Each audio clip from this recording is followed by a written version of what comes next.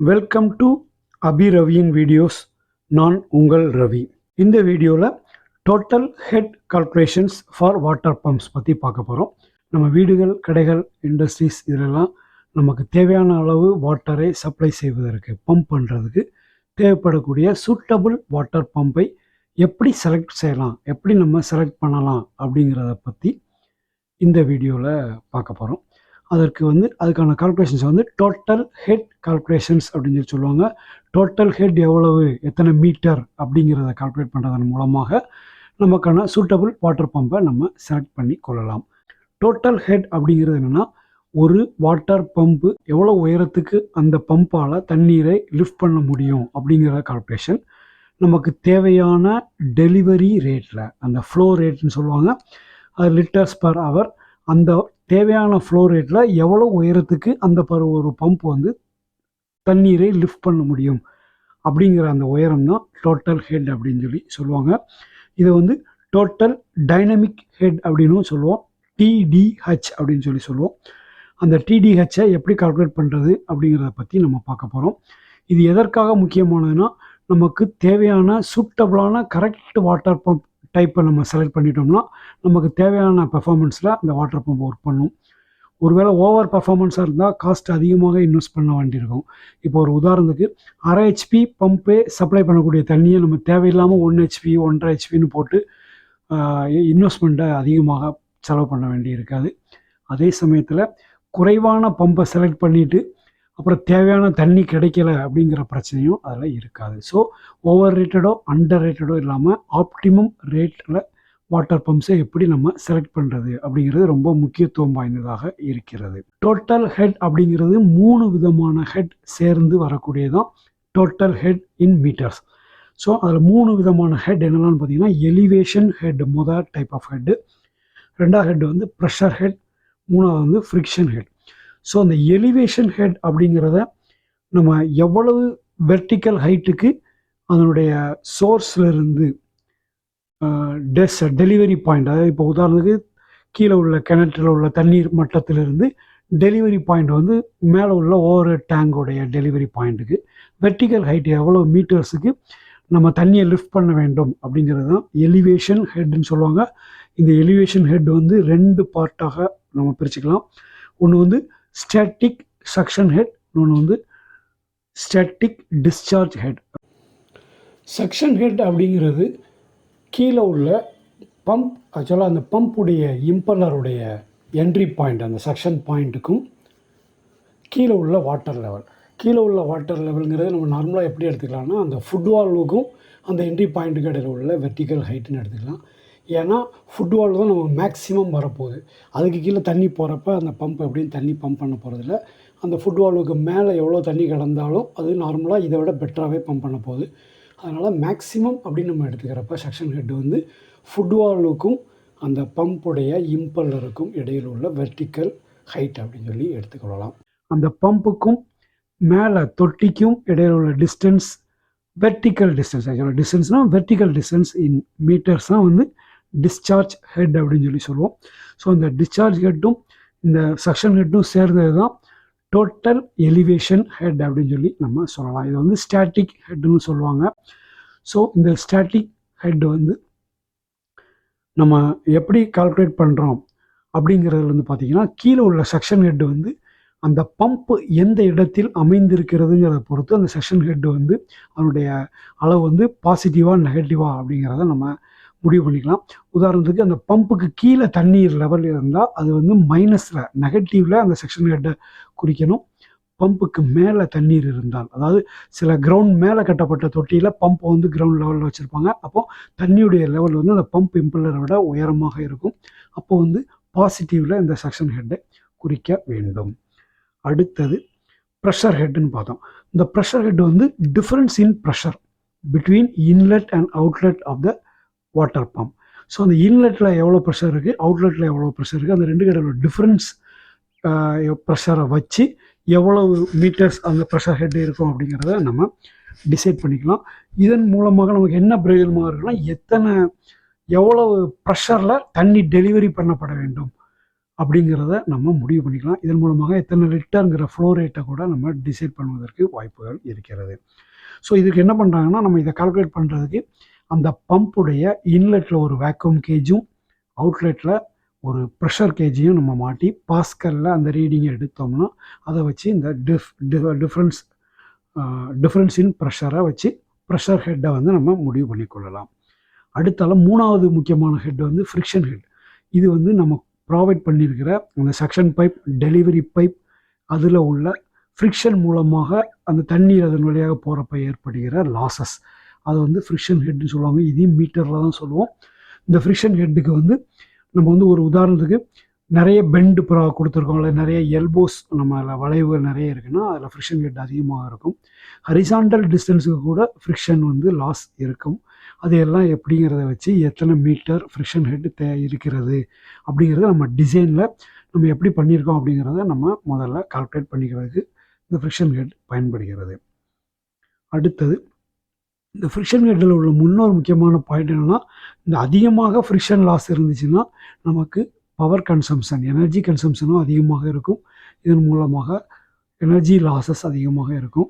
So இந்த friction லாஸஸை வந்து குறைவாக நம்ம டிசைன் பண்ணிக்கிறதுக்கு நம்ம இந்த ஃப்ரிக்ஷன் ஹெட்டை கால்குலேட் பண்ணி நம்ம முடிவு பண்ணி கொள்ளலாம்.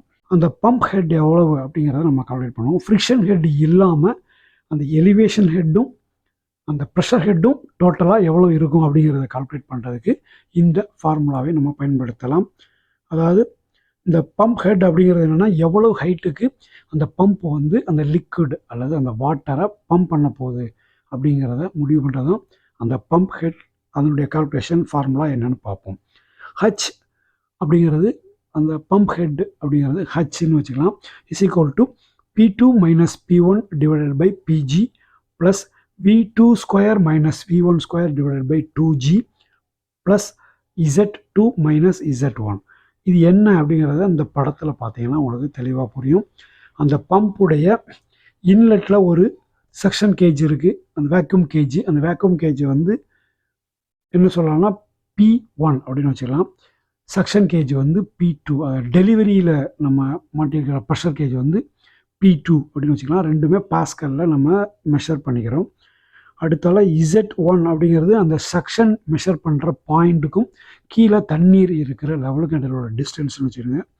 அந்த Z2 அப்படிங்கிறது நம்ம டெலிவரி பாயிண்ட்டுக்கும் தண்ணீர் இருக்கிற லெவல், அதாவது தண்ணீர்லேருந்து அது எவ்வளோ ஹைட்டில் இருக்குது அப்படிங்கிறது அதனுடைய ஒரு பாயிண்ட்டுன்னு வச்சுருங்க. ஸோ இதை வச்சு இந்த பேராமீட்டர்ஸ் நம்மகிட்ட அவைலபிளாக இருக்குது. அதில் இன்லெட் பைப்புடைய டேமீட்டர், அடுத்தால அவுட்லெட் பைப்புடைய டேமீட்டர் இன் மில்லிமீட்டர்ஸில் நம்ம வச்சுக்கிடணும். அதை வச்சு நம்ம என்ன பண்ணலாம்னா அந்த பம்புடைய அதில் போகக்கூடிய ஃப்ளூயிட் வெலாசிட்டியை நம்ம கால்குலேட் பண்ணிக்கலாம். அடுத்தால லிக்விட் டென்சிட்டி, வாட்டராக இருந்தால் டென்சிட்டி வந்து 1, வேறு லிக்விடாக இருந்தால் அந்த லிக்விடுடைய டென்சிட்டி என்ன அப்படிங்கிறது தேவைப்படும். ஜி அப்படிங்கிறது gravitational force, gravity due to acceleration அப்படிங்கிறது வந்து நமக்கு என்ன மீட்டர் பர் செகண்ட் ஸ்கொயர், அந்த கிராவிடேஷனல் ஃபோர்ஸு எவ்வளோ இருக்குது. ஸோ இப்போ இதில் வந்து இந்த உதாரணத்தை பாருங்கள். இப்போ நமக்கு ஒரு சென்ட்ரிஃபிகல் பம்ப் இருக்குதுன்னு வச்சுக்கோங்க. அந்த பம்ப் வந்து ஒரு குறிப்பிட்ட லெவலில், அதாவது 10 லிட்டர்ஸ் பர் செகண்டில் வாட்டரை டெலிவர் பண்ணிட்டு இருக்குன்னு வச்சுக்கோங்க.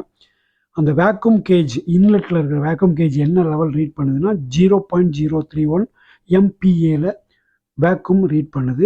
டெலிவரி கேஜ், ப்ரெஷர் கேஜ் வந்து 0.126 MPAல அது ப்ரெஷரை ரீட் பண்ணுதுன்னு வச்சுக்கோங்க.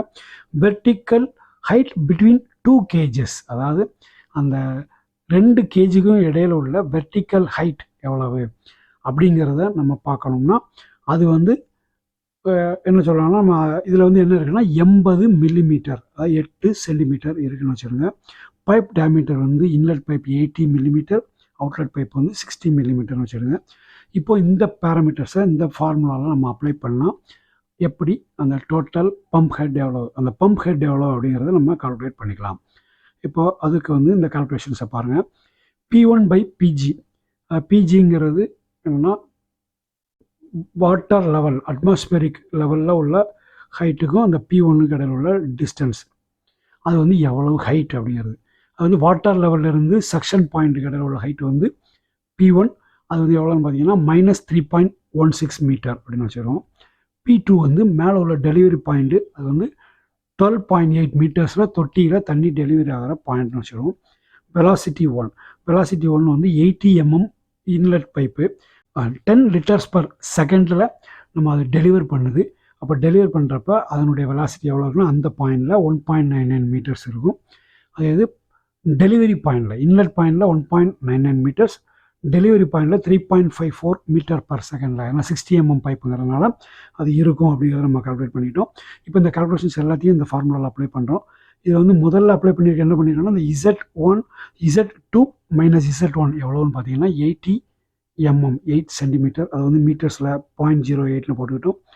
அடுத்தாப்பில் மேலே வந்து நம்ம இந்த P2 மைனஸ் P1 எவ்வளோன்னு பார்த்தீங்கன்னா 12.8 மைனஸ் 3.16, அதனால் 2 மைனஸ்ங்கிறதுனால அது ப்ளஸ்ன்னு மாறிடுச்சு. So 12.8 plus 3.16 metres. அதுக்கப்புறம் அந்த வெலாசிட்டி கால்குலேஷனில் பார்த்தீங்கன்னா 3.54 square minus 1.99 square divided by 2G. ஜிங்கிறது 9.81 கிராவிடேஷனல் ஃபோர்ஸு. ஸோ இது எல்லாத்தையும் வச்சு கால்குலேட் பண்ணி பார்க்குறப்ப 16.5 மீட்டர் பம்ப் ஹெட் வந்து நமக்கு இருக்கிறது. இந்த 16.5 மீட்டர் பம்ப் ஹெட் இதில் வந்து அந்த டெலிவரி சைடில் உள்ள பெண்டு, அதில் உள்ள எல்போ, வால்வ்ஸு, பைப் ஃபிட்டிங்கில் வரக்கூடிய ஃப்ரிக்ஷன்ஸ் கால்குலேட் பண்ணப்படவில்லை. அதையும் சேர்த்துக்கிறப்ப டோட்டல் ஹெட் வந்து நமக்கு கிடைக்கும்.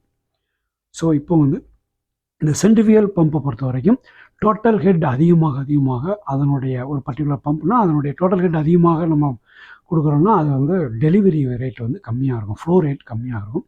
டோட்டல் ஹெட் குறைய ஃப்ளோ ரேட் நல்லாயிருக்கும். ஸோ நமக்கு டோட்டல் ஹெட் எவ்வளோக்குள்ளோ அந்த பம்பை பொறுத்த வரைக்கும் உள்ளதில் குறைவாக வச்சுருக்கோமோ அந்த அளவுக்கு அதனுடைய டெலிவரி ரேட் நல்லாயிருக்கும், எனர்ஜி கன்சம்ஷன் நமக்கு நல்லா ஆப்டிமமாக இருக்கும். ஸோ அந்த பைப்லைன் லாஸஸ், அந்த ஃப்ரிக்ஷன் லாஸஸுக்கு நம்ம எப்படி கால்குலேட் பண்ணுறோம் அப்படிங்கிறத பார்த்தீங்கன்னா, இப்போ வெர்டிக்கல் ஹைட்டு நம்ம ஏற்கனவே பார்த்துட்டோம். வெர்டிக்கலாக எவ்வளோ ஹைட் லிஃப்ட் பண்ணுதோ அது அந்த மீட்டர்ஸ் அப்படி ஃபுல்லாகவே அதனுடைய ஹெட்டுக்கு எடுத்துக்கலாம். ஆனால் ஹரிசாண்டலாக இந்த பைப் ட்ராவல் பண்ணுறப்ப ஹரிசாண்டலில் 10 மீட்டர்ஸை வந்து 1 மீட்டர் வெர்டிக்கலுக்கு ட்ராவல் பண்ணுறது ஈக்குவலாக வச்சுக்கலாம். இன்க்ளைண்டாக ட்ராவல் பண்ணுறது வந்து 8 மீட்டருக்கு இன்க்ளைண்டாக இருக்குன்னா அது வந்து 1 மீட்டர் அப்படின்னு சொல்லி வச்சுக்கலாம். ஒரு எல்போ ப்ராவைட் பண்ணியிருக்கோம்னா 0.5 மீட்டர், ஒரு பெண்டு ப்ராவைட் பண்ணியிருக்கோம்னா 0.3 மீட்டர். இதை வைத்து ஃப்ரிக்ஷன் ஹெட் எவ்வளவு அப்படிங்கிறத நம்ம கால்குலேட் பண்ணிக்கலாம். இந்த படத்தில் பாருங்கள், ABCDன்னு 4 லைனாக போகுது. ஏ வந்து முதல்ல வெர்டிகலாக போகுது, அப்புறம் ஹரிசாண்டல் பி, பழையபடி வெர்டிகல் சி, ஹரிசாண்டல் டி. இதனுடைய டிஸ்டன்ஸ் அதில் 5 மீட்டர், 10 மீட்டர், அப்புறம் 11 மீட்டர், அப்புறம் 10 மீட்டர்ஸ். இந்த மாதிரி நம்ம அதில் பைப்பு வந்து நம்ம கொடுத்துருக்கோம். அதில் வந்து 3 பெண்டாகி மேலே போய் சேருது, அந்த டேங்குக்கு ரீச் ஆகுதுன்னு வச்சுக்கோங்க. ஸோ 3 பெண்டும் 3 எல்போ வழியாக அது போகுதுன்னு வச்சுக்கோங்க. ஸோ இதை கால்குலேட் பண்ணுறப்ப பாருங்கள், A plus elbow plus B plus elbow plus C plus elbow plus D அப்படின்னு வச்சுக்கிங்கன்னா, அந்த ஏபிசிடியில் வந்து ஏங்கிறது ஹரிசாண்டலாக இருக்கிறதுனால ஏ வந்து வெர்டிக்கல், அது வெர்டிக்கலாக 5 மீட்டர்ஸ் அப்படி போட்டோம். அப்புறம் பி ஹரிசாண்டலுங்கிறது 10 மீட்டர்ஸ் இருக்கிறனால 1 மீட்டர்னு போட்டிருக்கோம். சி வந்து வெர்டிக்கல் 11 மீட்டர்ஸ் அதை அப்படியே போட்டுட்டோம். ஹரிசாண்டலாக இருக்கிற டியை வந்து 1 மீட்டராக போட்டுட்டோம். டோட்டல் பார்க்குறப்ப 19.5 மீட்டர் இந்த பைப்பை பொறுத்த வரைக்கும், இந்த டிசைனை பொறுத்த வரைக்கும் எலிவேஷன் ஹெட்டு இருக்கிறது, ஆக்சுவல் ஆப்ரேஷனல் ஹெட்டு இருக்கிறது என்று வைத்துக்கொள்வோம். இந்த டிசைனை பொறுத்த வரைக்கும் இப்படி தான் நம்ம கால்குலேட் பண்ணிக்கணும். இப்போ வந்து ஒரு சின்ன உதாரணம் பார்ப்போம். அந்த பம்ப் வந்து 2 மீட்டர்ஸ் எபோவாக இருக்குது வாட்டர் லெவலில் இருந்து. கீழே உள்ள கிணறு இல்லை தொட்டியில் உள்ள தண்ணி லெவலில் இருந்து பம்ப் வந்து 2 மீட்டர்ஸ் மேலே இருக்குதுன்னு வச்சுக்கோங்க. அந்த பம்பிலேருந்து மேலே இருக்கிற ஓவர் ஹெட் டேங்க் வந்து 10 மீட்டர்ஸ் வெர்டிக்கல் ஹைட்டில் இருக்குதுன்னு வச்சுக்கோம். ஃப்ரிக்ஷன் லாஸஸ் டியூ டு அந்த elbow, bend, valve, horizontal and inclined pipes இந்த பைப்லைன் ஃபிட்டிங் மூலமாக வருகிறது என்று வைத்துக்கொண்டால் அது ஒரு 3 மீட்டர்ஸ்னு வச்சுக்கிறோம். நமக்கு வந்து டெலிவரியில் என்ன ப்ரெஷரில் தண்ணி வேணும் அப்படிங்கிறத பார்த்திங்கன்னா 1.5 பாரில் தண்ணி டெலிவர் ஆகணும் அப்படின்னு வச்சுக்கிறோம். அப்போ அந்த 1.5 பார் ப்ரெஷர்னால் அது வந்து அப்ராக்சிமேட்லி 150 கிலோ பாஸ்கல் நமக்கு வரும். ஸோ அந்த 150 கிலோ பாஸ்கல் டிவைடட் பை 9.81 அந்த கிராவிடேஷனல் ஃபோர்ஸ்னு வச்சுக்கோங்க. இதை வச்சு பார்த்தீங்கன்னா ப்ரெஷர் ஹெட் வந்து 15.3 மீட்டர் ப்ரெஷர் ஹெட் வருது. ஸோ 15.3 மீட்டர் ப்ரெஷர் ஹெட்டு நமக்கு வந்து 10 மீட்டர்ஸ் வெர்டிக்கலாக லிஃப்ட் பண்ண வேண்டியிருக்கு. 2 மீட்டர்ஸ் செக்ஷனில் இருக்குது அந்த செக்ஷன் ஹெட்டு. 10 மீட்டர்ஸ் வந்து டிஸ்சார்ஜ் ஹெட்டு. செக்ஷன் ஹெட் வந்து 2 மீட்டர், அது வந்து கீழே தண்ணி இருக்கிறதுனால அது வந்து -2 அப்படின்னு சொல்லி நம்ம போட்டுக்கிறோம். ஒருவேளை பம்பை விட வாட்டர் லெவல் மேலே, அதாவது மேலே உள்ள தொட்டி, தரைமேல் கட்டப்பட்ட தொட்டிலேருந்து எடுக்கிறதா இருந்தால் அதை வந்து ப்ளஸில் போடணும். இது வந்து மைனஸில் போட்டுக்கிறோம். அடுத்தாப்பில் அந்த 3 மீட்டர்ஸ் வந்து friction head, total friction losses அந்த ஹெட்டு. இது எல்லாத்தையும் டோட்டல் பண்ணி பார்க்குறப்ப 26.3 மீட்டர் நமக்கு டோட்டல் ஹெட் தேவைப்படுகிறது. அந்த 23.3 மீட்டர்ஸ் டோட்டல் ஹெட்டு ப்ரொவைட் பண்ணுற மாதிரி அதில் சூட்டபிள் ரேஞ்சில் நமக்கு கிடைக்கிற ஒரு பம்பை நம்ம செலக்ட் பண்ணிக்கலாம். அதுக்கு இந்த சார்ட்டை பாருங்கள். நார்மலாக இதில் வந்து ஒரு பம்ப் கருவுன்னு இருக்குது. அந்த பம்ப் கருவை வச்சும் நம்ம பார்த்துக்கலாம். பட் அது கொஞ்சம் கால்குலேஷன் கொஞ்சம் கஷ்டம். பம்ப் கருவில் பார்த்து கண்டுபிடிக்கிறத விட ஈஸியான விஷயம் வந்து அந்த பம்ப் மேனுஃபேக்சரர்ஸ் என்ன பண்ணியிருப்பாங்கன்னா சார்ட் கொடுத்துருப்பாங்க, அந்த பெர்ஃபார்மன்ஸ் டீட்டெயில்ஸ்னு சொல்லி. அந்த சார்ட்டில் பார்த்தாலே ஒவ்வொரு டைப்பும் இந்த லெஃப்ட்டில் கொடுத்துருக்கலாம் மாடல்ஸ். அந்த மாடலில் ஒவ்வொரு நம்பர் கொடுத்துருப்பாங்க. அந்த நம்பர் வந்து இந்தியாவில் பொதுவாக கொடுக்குறதுன்னா அந்த பம்புடைய டோட்டல் ஹெட்டின் ஃபீட், அதாவது இப்போ இதில் வந்து இந்த 50, 30, 40, 70 இந்த மாதிரி கொடுத்துருக்கலாம். ஃபீட்னு வச்சுக்கோங்க. அவ்வளோ ஃபீட்டுக்கு டோட்டல் ஹெட்டு உள்ள மாடல் அந்த பம்பு. மேக்ஸிமம் டோட்டல் ஹெட் நம்ம அதில் கொடுத்துக்கலாங்கிற மாதிரி. அடுத்தால அதனுடைய பவர் ரேட்டிங் கொடுத்துருக்காங்க. இன்லெட் அண்ட் அவுட்லெட் பைப்புடைய டெலிவரி இன் சென்டிமீட்டரில் கொடுத்துருக்காங்க. இது வந்து விகார்ட் சென்ட்ரிஃபியூகல் பம்ப்ஸுடைய ஒரு குறிப்பிட்ட மாடல்ஸுடைய பர்ஃபார்மன்ஸ் டீட்டெயில்ஸ். ஸோ இதில் என்ன சைஸில் நம்ம பம்பு உடைய பைப்ஸ் ப்ரொவைட் பண்ணணும் அப்படிங்கிற ஐடியாவும் கொடுத்துருக்காங்க.